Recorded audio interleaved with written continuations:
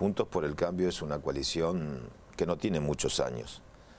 Y la fortaleza en estos años de Juntos por el Cambio es que compitió en 4 elecciones, en 3 elecciones Juntos por el Cambio ganó, obtuvo un resultado favorable, pero es una de las pocas coaliciones que se construyeron en la Argentina que después de un resultado electoral adverso, en las últimas elecciones presidenciales, se mantiene unida e inclusive amplió su base de sustentación. ¿Qué es lo que está pasando en Juntos por el Cambio? A ver, Juntos por el Cambio encontró de arranque allá lejos y hace tiempo, cuando se constituyó, tenía tres patas centrales que tenían que ver con los líderes que consolidaron el espacio. Ernesto Sanz por el radicalismo, Mauricio Macri y Elisa Carrió. Hoy hay una situación muy particular, donde en este caso los que presiden los partidos, con excepción de la coalición cívica, también están, y los que tienen responsabilidades de gestión, están anotados en la grilla como precandidatos presidenciales. Entonces, ¿qué es lo que está pasando? Me parece a mí que la individualidad, la proyección individual, el afán, legítimo por cierto, de lograr un proceso de instalación pública, le está ganando a la organización colectiva. Y eso no es bueno, y eso no es bueno. Entonces, ¿qué tenemos que recuperar en Juntos por el Cambio? Tenemos que recuperar esta idea de que la organización colectiva puede mucho más que la proyección individual. Independientemente de que cada candidato, ya sea en el PRO, Patricia, Horacio, el radicalismo, Manes, no sé, Gerardo Morales, algún otro gobernador que quizás se pueda anotar, Gustavo Valdés, los que están medianamente en competitividad electoral, recorran el país, transmitan sus propuestas. Nosotros tenemos que demostrar que la fortaleza es la cohesión y la unidad de Juntos por el Cambio. Y cada vez que en la Argentina, y eso es importante, ¿no?, cada vez que se discutieron cuestiones álgidas y la mesa de Juntos por el Cambio marcó la cancha, bueno, las cosas se ordenan. Lo importante, Hugo, ¿sabes cuál es? Que independientemente de estos cruces, algunos cruces no aportan nada. Yo soy partidario de que las diferencias hay que discutirlas para adentro, pero por una sencilla razón, y las coincidencias comunicarlas para afuera, porque nosotros tenemos que representar ese espacio de esperanza para la propia sociedad argentina, para la frustración, para la tristeza, para el fracaso, para la desolación, ya está el gobierno. Hablaba con un dirigente en Off the Record y me decía, Facundo, mira, lo que está pasando ahora es que se le saltó la chaveta a un dirigente y lo peor fue lo que vino después. ¿Tenés una opinión parecida? No, yo creo que... Te lo digo porque ¿por qué te lo pregunto? Porque haber dicho, Patricia, te rompo la cara, es una frase que dentro de Juntos por el Cambio, dentro del PRO, se le escuchaba o no, era una lógica que, como una lógica natural o como una lógica previsible dentro de Juntos por el Cambio. ¿A vos qué te parece esta idea? Primero creo que es un video que se filtró. Bien. Primero es un video que se filtró. Bien. Yo no quiero, quiero hablar de Juntos por el Cambio en general. Yo creo que hay cosas que no aportan. Sí. Tampoco aportan un video que se filtró. Creo, también a fuerza de ser sincero, esto es una opinión personal, sí, que si esto pasaba en el ámbito de los partidos que integran la coalición, con 2 dirigentes, con 2 hombres, quizás pasaba, digamos, las cosas se minimizaban. Hay un componente también en la Argentina, hay un componente político en la Argentina que es para analizar, que tiene que ver que esta idea de que parece que a la mujer siempre le cuesta mucho más. A ver. A la mujer le cuesta mucho más. A la mujer exitosa en el terreno empresarial, siempre la sociedad exige el doble. A la mujer exitosa en el terreno político también se le exige el doble. En los medios pasa lo mismo. Entonces, yo ¿por qué lo digo? Yo creo que obviamente no estuvo bien Patricia. No estuvo bien, es cierto. Pero también es cierto que ha existido, a mi modo de ver, una sobreactuación en función de lo que ha pasado. Si esto pasaba, esta discusión, que en el radicalismo, tenemos convenciones memorables, que son parte de una página de una convención, que terminamos con una discusión muy fuerte y cuando se da entre hombres se naturaliza. Entonces creo que tiene que ver con ese componente. Pero miremos para adelante, sí, miremos para adelante. También te puedo decir, mirá, es un video que se filtró, en nada aporta, pero bueno, hay que tener espalda para bancarse. Y quien no se banca la hipocresía, ni se banca el doble discurso, también yo respeto. O sea, respeto ese perfil. No respeto lo que se filtró para afuera. Esto no se, la Argentina no se resuelve de prepo, no va por ahí la cosa. Claro. Pero creo que ante la filtración de un video, me parece que hay que bajar un cambio de responsabilidad de todos. Le pedimos a la gente, por supuesto, que participe, que nos envíe las preguntas, que nos comente qué es lo que quiere saber, qué es lo que le gustaría preguntar al senador Naydenov. Pero yo te hago esta consulta, Luis. ¿Hay que establecer algún tipo de manual de convivencia en la oposición para que estas cosas no pasen? ¿Para del te rompo la cara termine efectivamente en una pelea peor? No, a ver. Cada dirigente se tiene que hacer cargo de sus propias acciones. Yo por eso rescato lo colectivo. Claro. Quiero decirte, ¿por qué lo colectivo? Cuando el gobierno convocó al diálogo y nosotros éramos conscientes que era para la foto, fue el comunicado de la mesa de Juntos por el Cambio que nosotros claramente dijimos para la foto no estamos y no se convocó. Para frenar esta idea de avanzar con la Corte, de la reforma de la justicia, de frenar el propio procurador, cuando la mesa de Juntos por el Cambio fue contundente, bueno, esa es la opinión institucional. Yo creo, no creo en esta idea de liderar, de actos de salvataje personal o los liderazgos mesiánicos que te marcan la diferencia. Juntos por el Cambio es una construcción colectiva y cada vez que la organización marcó la cancha, bueno, esa organización ordenó y marcó el rumbo que tiene que tener la propia fuerza. Pero no pensás en un manual de convivencia, digamos, ¿no? El manual de buenas prácticas. No, a ver, la verdad, somos grandes. Es decir, cada uno sabe lo que tiene que hacer en política. ¿Qué manual de convivencia? Cada uno sabe cuál es el límite. Y me parece que el límite no tiene que ser el límite. A ver, hay que dejar de mirarse al ombligo. Bien. Juntos por el Cambio tiene que dejar de mirarse al ombligo y hay que mirar lo que está pasando en la sociedad. Yo hoy te decía, Hugo, mira, la gente está muy caliente, caliente y frustrada. Frustrada porque también apostó, muchos, pensando que Alberto podía ser un moderado, un presidente de transición y fue un fracaso. Frustrada porque hay años de desencantos colectivos con la propia política y todos tenemos nuestra cuota de responsabilidad. Entonces, ante el escenario de oportunidad para transformar la Argentina, creo que hay que mirar mucho más y tener una mirada puesta en la sociedad, en las expectativas de la sociedad y no en una carrera contra reloj de cómo nos posicionamos de manera individual para marcar un liderazgo interno dentro de Juntos por el Cambio. Me interesa esa idea que planteaste, pero vamos primero a las preguntas de la gente que nos están llegando, así cumplimos con la meta de este ciclo de Hablemos de Argentina, que es que la gente también pueda participar. Acá tengo una pregunta de Mur Federico que dice, ¿cree que el apoyo de Larreta a Lustó es un condicionante a la candidatura de Manes? Nosotros somos una coalición. Sí. Una coalición. Sí. La coalición, primero no hay historias en la Argentina de coaliciones, pero la coalición parte de la diversidad y el respeto a la diversidad.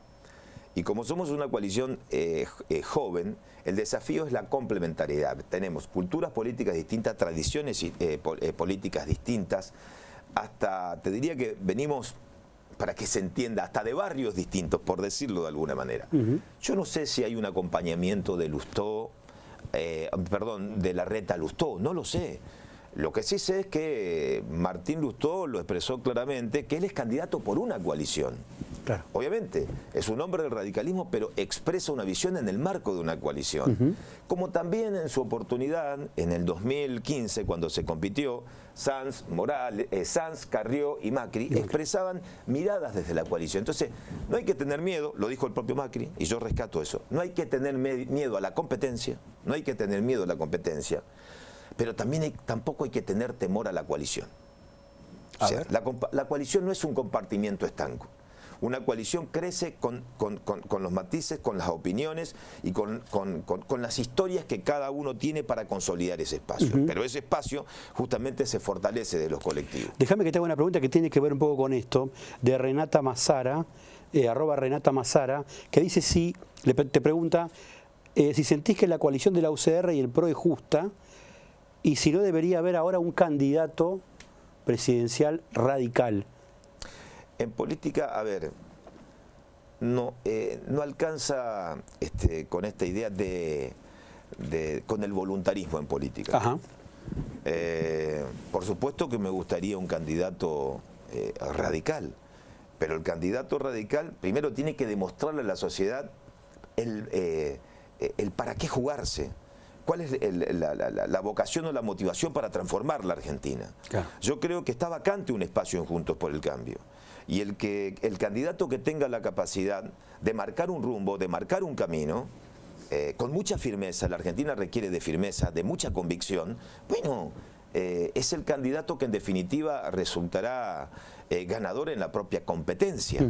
Y detrás de esa competencia individual, también lo más importante es que cada candidato pueda exhibir, porque la gente está cansada, está harto del verso, esta idea de lo que yo llamo el programa. El programa, porque la política tiene que marcar un rumbo. Entonces, bueno, sí, soy radical y yo quisiera un candidato radical, pero primero ese candidato radical tiene que seducir. Y no se seduce con arenga, la seducción no pasa ni por grandes actos, la seducción pasa por el mano a mano, cómo ese ciudadano logra internalizar, decir, che, por acá es el camino. Le insistimos a la gente que participe, que nos envíe la pregunta, pero ahora te voy a hacer yo esta consulta. Compartís con Cristina Kirchner un ámbito que es la Cámara de Senadores. ¿Cómo estás viendo la relación de Cristina Kirchner con Alberto Fernández? ¿Y qué está pasando, qué estás viendo que está pasando en la coalición del Frente de Todos, de la coalición de gobierno? ¿Qué está pasando? La coalición del Frente de Todos implosionó. Ajá. Pero implosionó por una cuestión natural y lógica. A ver, nosotros tenemos una cultura, no te diría presidencialista, hiperpresidencialista en la Argentina. Y la verdad es que la construcción del Frente de Todos fue novedosa para la Argentina. Fue novedosa porque el presidente, Alberto Fernández, no es el líder de la coalición. Entonces es la primera vez que un vicepresidente que lidera un espacio logró un resultado electoral, ganaron las elecciones, pero esas diferencias, esas culturas, este novedoso sistema de que el poder está en la vicepresidencia y el poder ejecutivo prácticamente está pintado, terminó como tenía que terminar. Es decir, esto arrancó muy bien en la pandemia, porque la pandemia disimulaba todo lo demás. La pandemia, los encierros disimulaban tanto, hasta que se llegó al extremo en la Argentina de la ficción de un Alberto con el 80% de imagen positivo. Cuando la pandemia se disipó, bueno, apareció el monstruo de dos cabezas, apareció Cristina con todo su esplendor, con su propia agenda, con la embestida a la justicia, con esta idea de la autodestrucción que es muy lógica del propio kirchnerismo, porque el kirchnerismo sin caja no gobierna, y terminó como tenía que terminar. Es decir, con un gobierno fracturado,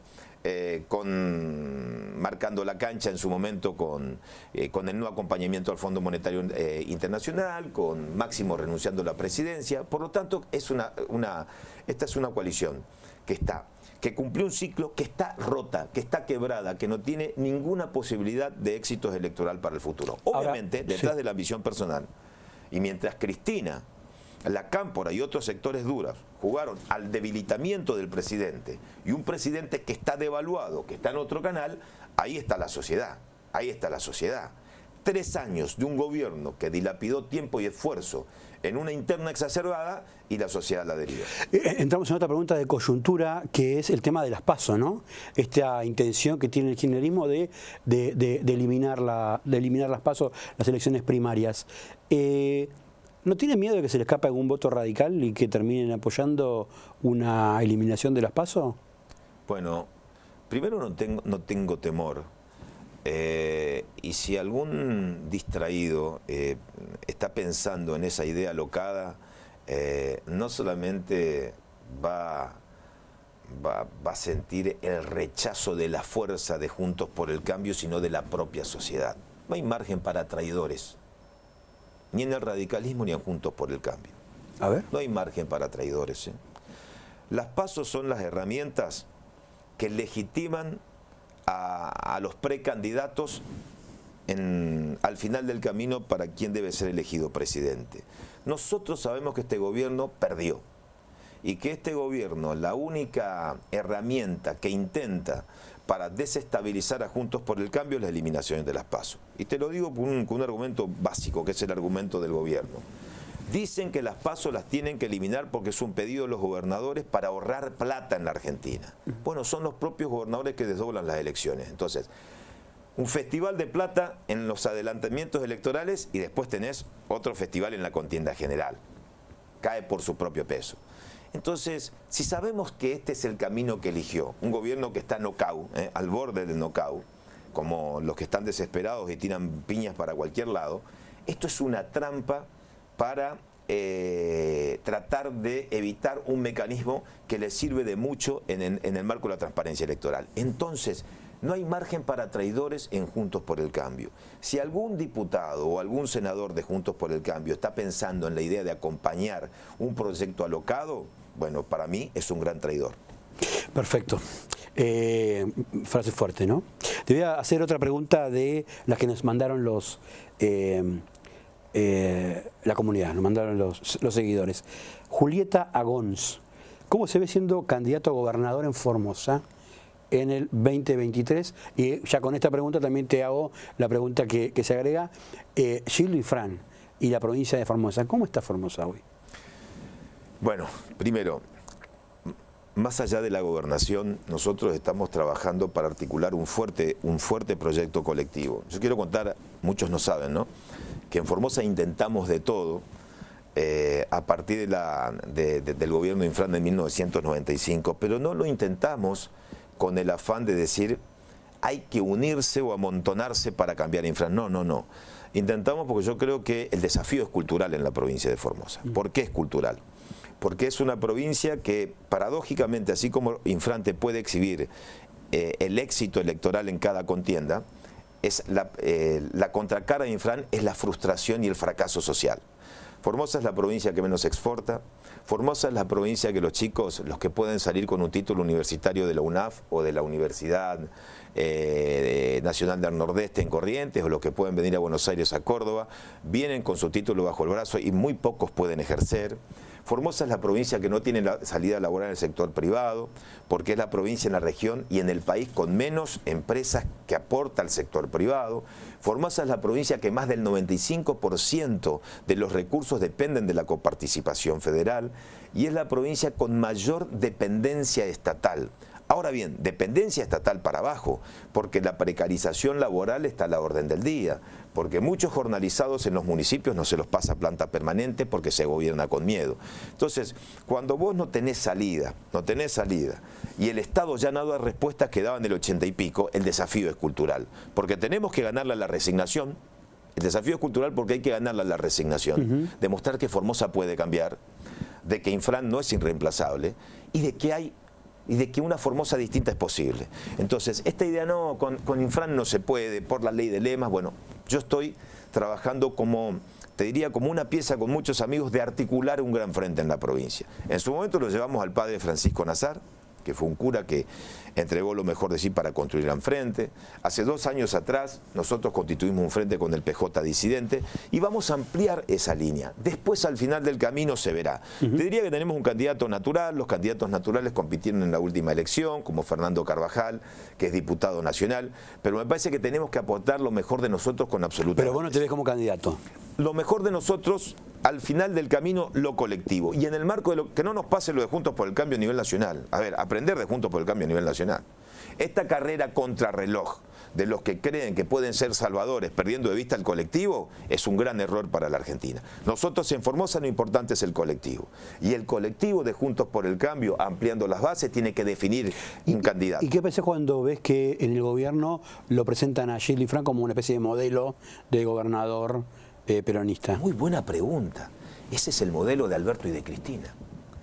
O sea, el modelo de Alberto y de Cristina, fundamentalmente de Cristina, es el modelo de Santa Cruz, de una sociedad sometida, donde las reglas de juego no existen, donde el quiebre institucional es el denominador común. Es el modelo de la cooptación de la justicia, del sometimiento de los ciudadanos, es el modelo donde la división de poderes no existe, es el modelo donde los jueces y los fiscales responden al poder político, es el modelo donde el sistema electoral está a merced del gobernante de turno. Es la primera provincia que logró la reelección indefinida del gobernador y que tiene ley de lemas. Y es la provincia donde el propio procurador que se ordenó, ¿te acordás del procurador que la Corte ordenó que se lo restituya? Nunca pudo asumir. Claro. Entonces es el modelo, es la cooptación del negocio de la obra pública. Es el modelo de, ¿sabes qué? El État c'est moi.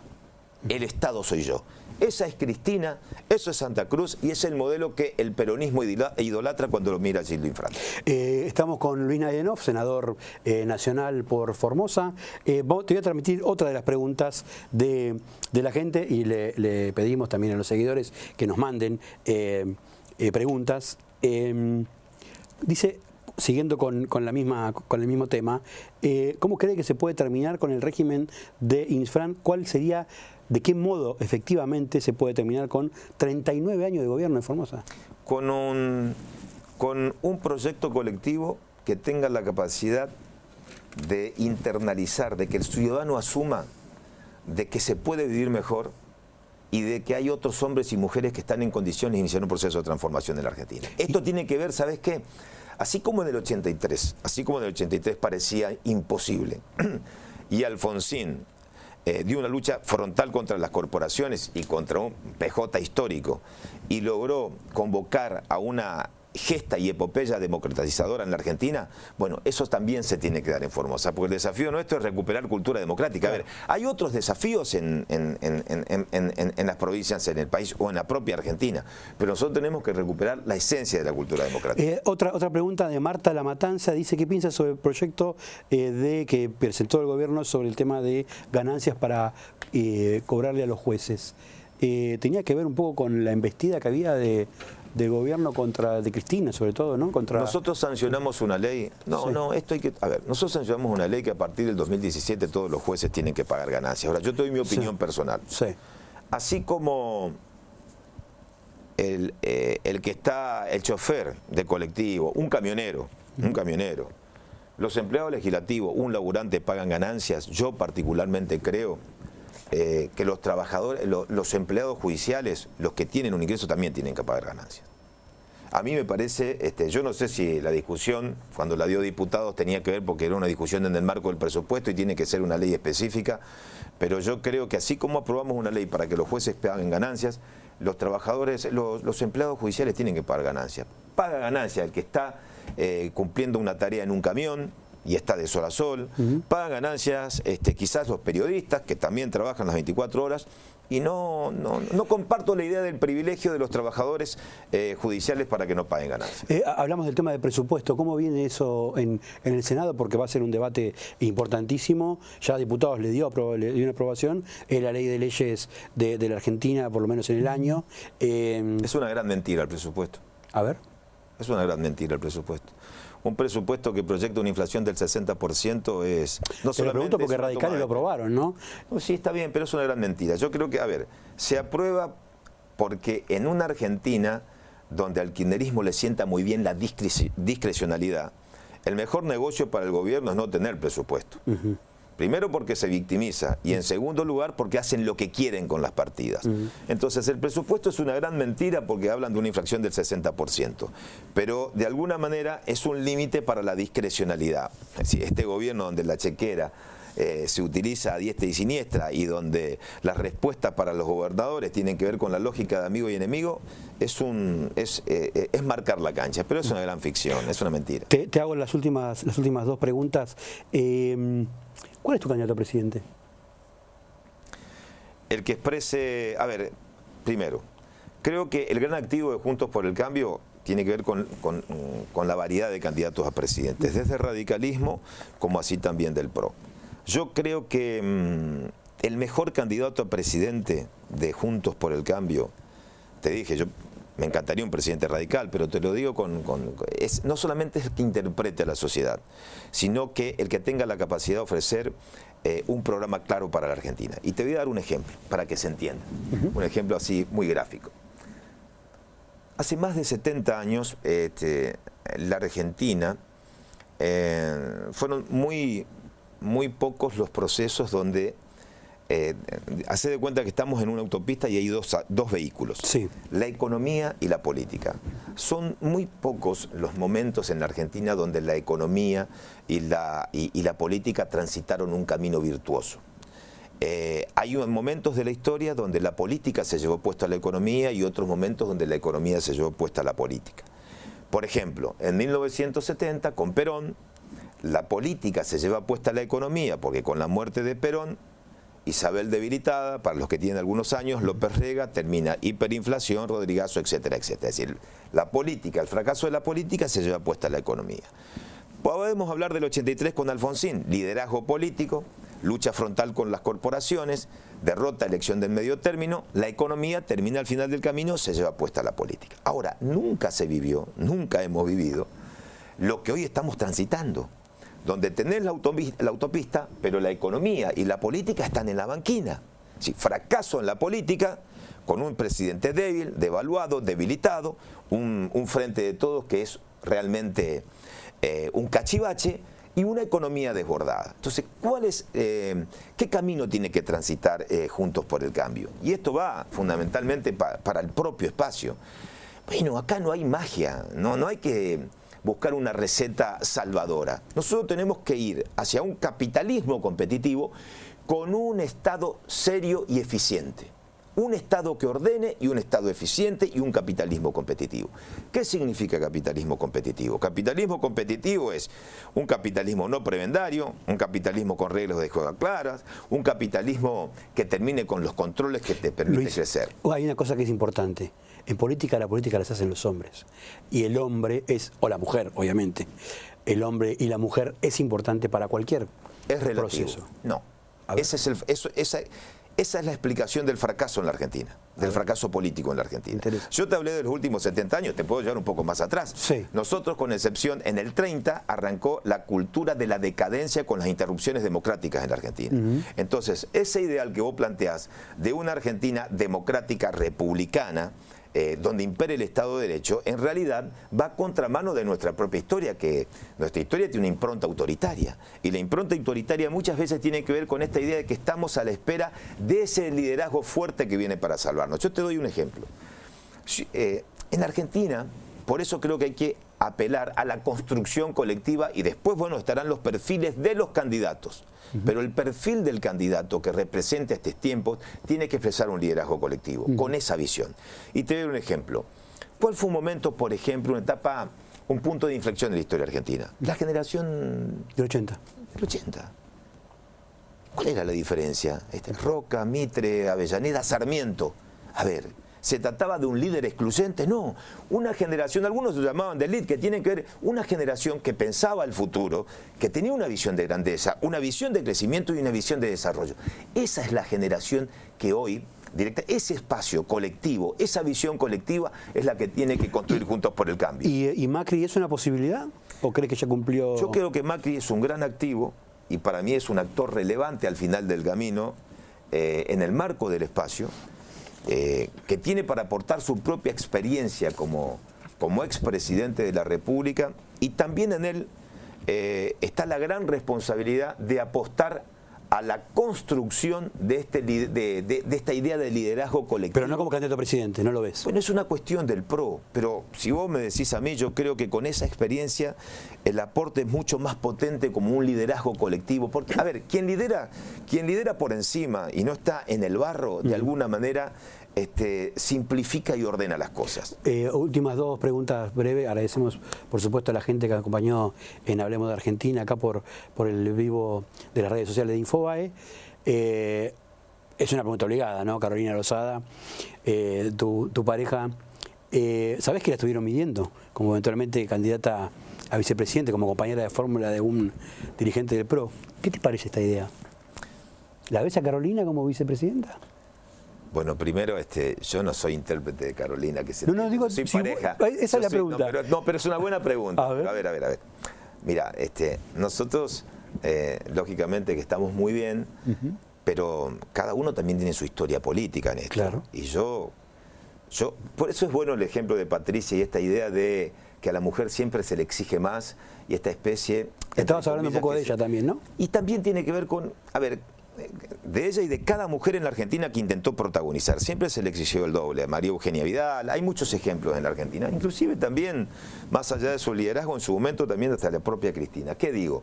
A mí me parece que es Carolina la que tiene que marcar con su impronta y su propio perfil. Es decir, hay decisiones que son personales. Totalmente. Hay decisiones que son... Yo soy un hombre, yo soy un animal político. Milito desde los 18 años, milito de la facultad, ejercí la profesión, como abogado, me involucré en política porque soy un animal político. Pero lo que sí aprendí que en política las decisiones son personales. Es cierto, uno dice, yo pertenezco a un colectivo y me debo a un partido. Sí, perfecto. Pero es tu almohada y tu decisión la que marca los tiempos. Porque en política yo creo en la pasión. Yo soy un tipo pasional. Y la política es una entrega plena. Yo no creo en las medias tintas. La política es una entrega plena. Entregarse en la vocación pública, entregarse al servicio público es una vocación plena. Y esas decisiones, lo que tiene que ver con Carolina, con su provincia, con Santa Fe, u otras hipótesis, son decisiones que al final del camino cada uno lo tiene que tomar con su almohada. Y eso yo respeto, porque quiero dormir en casa, ¿no? Obviamente. Obviamente. ¿Y la del final? ¿Fecha de casamiento? Bueno, sí, en su momento... ¿Todavía sí. no hay? Es una cuestión reservada, ¿no? Reservada. Bueno, Luis, muchas gracias por estos minutos. No, gracias a vos.